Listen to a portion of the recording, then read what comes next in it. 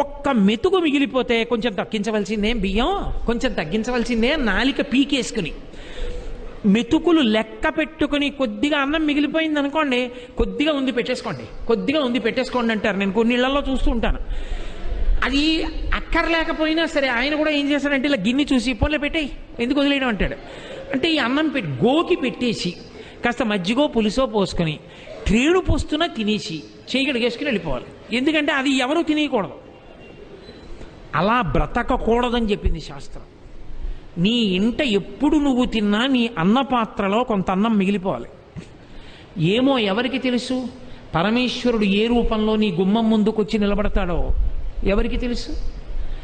ఆ వచ్చినప్పుడు నువ్వు ఆ పట్టెడన్నం తీసి పెట్టగలిగితే చాలు, తరిస్తావు. అందుకని ఇలా పెట్టి నువ్వు బ్రతకగలిగితే దానికి మనుష్య యజ్ఞము అని పేరు. చిట్ట చివరిది ఒకటి ఉంటుంది, దాని